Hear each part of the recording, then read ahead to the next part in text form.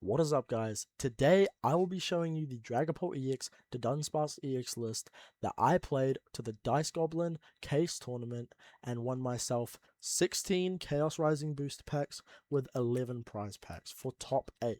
Okay, I really enjoyed playing this list. I think it's very well placed in the meta right now. And I'd like to show you guys. So let's get right on into it. Okay, so here we have the list.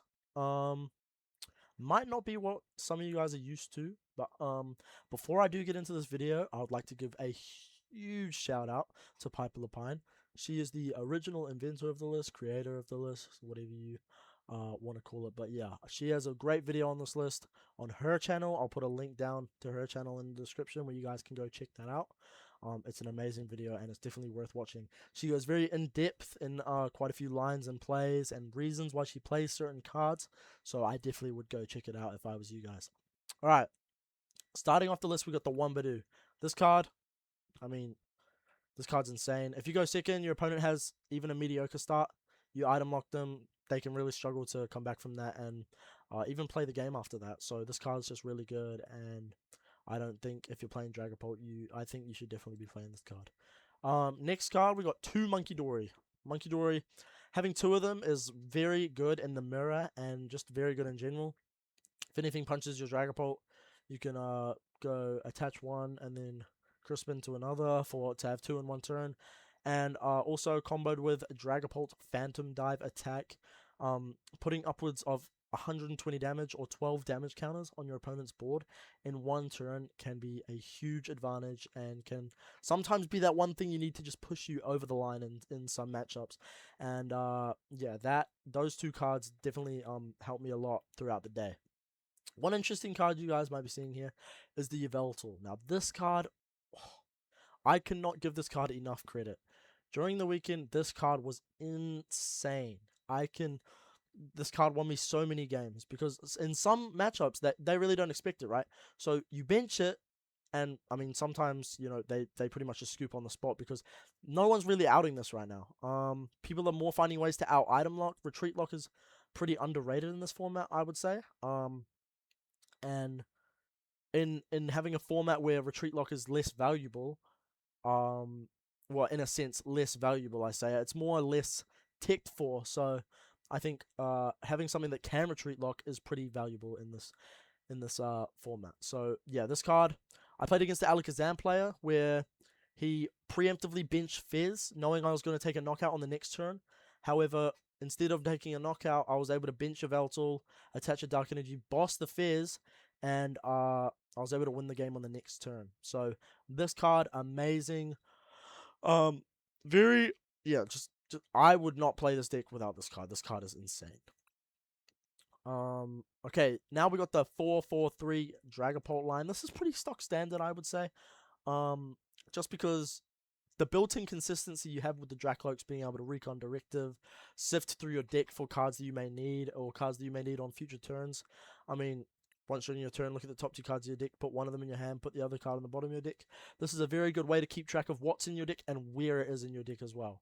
Because you put something on the bottom, okay, I know it's on the bottom now. I can keep track of that for the rest of the game. So, I mean, that's huge. And then Dragapult EX, this attack is just amazing. Even sometimes Jet Headbutt did come up a few times where I was able to knock out baby Pokemon and put damage on bigger Pokemon to make them squishier for easier one-hit KOs. Maybe combine with a Monkey Dory or, some other stuff. So this attack is actually pretty valuable. And Phantom Dive, everyone knows that this attack is crazy. 6 damage counters on your opponent's bench Pokemon. Yeah, again with the Monkey Dories, that's an insane attack. You can set up some cool plays with your Veltal, damage, retreat locking them, and getting quite a bit of damage on the board. So yeah, this card, yeah, main attacker, and it's main attacker for a reason. Now we got the 2-2-1 the Dunsparce line. This is also a really good draw engine. Once during your turn, you may draw 3 cards. If you drew any cards in this way, shuffle this Pokemon and all attached cards into your deck. So Piper Lepine does go in depth on a line where you're clutching one of your opponent's Pokemon, and you use two Dunsparce and one Dunsparce, I believe it is, for you to never be able to deck out. This play is insane, and I love this play. And yeah, I hate the feeling of decking out, and just having a way to, well, technically never be able to deck out is huge and very helpful in this deck. What one thing you might notice in this deck is that there are no cards like Fizz or Meowth or anything like that, and the reason that is because we don't want to be benching anything that could be, or starting anything that could be a liability at some point during the game. So, I mean, if you're benching Meowth, usually that card's going to get boss KO'd for easy 2 prize cards. But in this deck, there's really no easy prize cards other than like Badu. But like, there's nothing you want to be knocking out. Nothing's a liability. Like, you can bench the Dunsparces, and there's the argument, oh, if they play Watchtower, but we do play the 2 risky ruins just in case of that Watchtower stopping the Dunsparces runaway draw.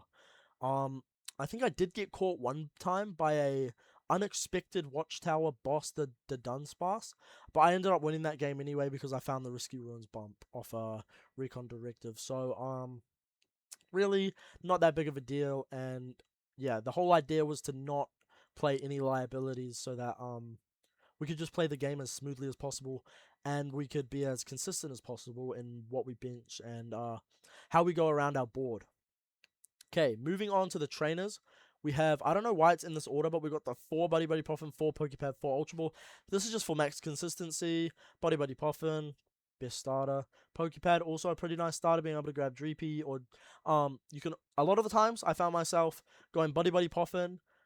This is going first. I would Buddy Buddy Puffin, and then I would know I'm playing in the mirror, so I would Pokepad preemptively, grabbing a Dracloak, knowing that they will item lock me on their turn.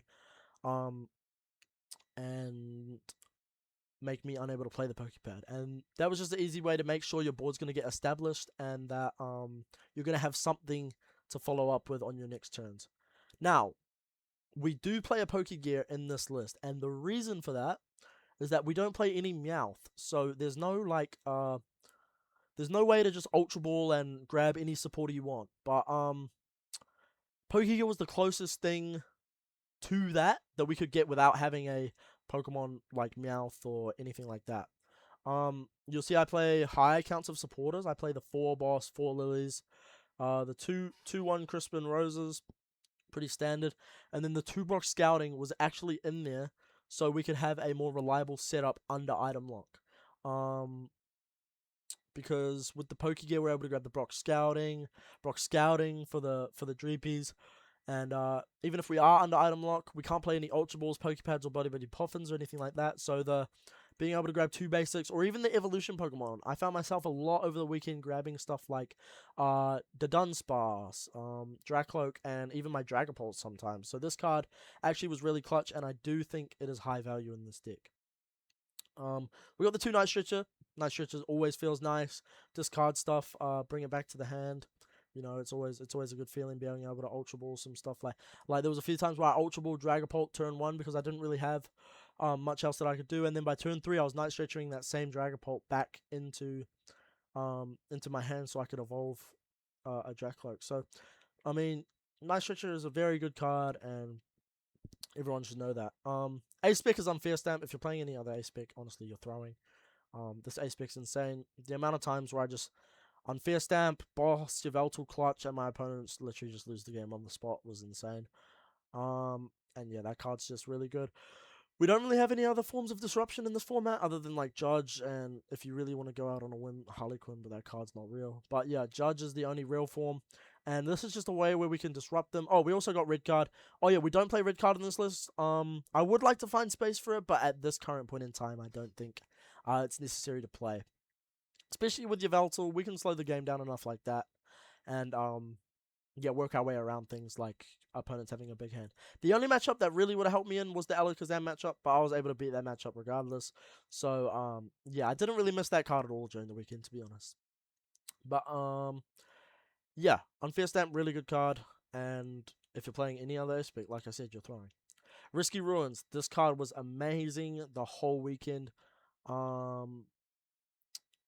Yeah, being able to like go Monkey, bench itself, put 2 damage counters on itself, go Monkey Dory ability over onto a Dreepy, KO my opponent's active Dragapult, plus whatever they may have on the bench was an amazing feeling. And just playing it to its like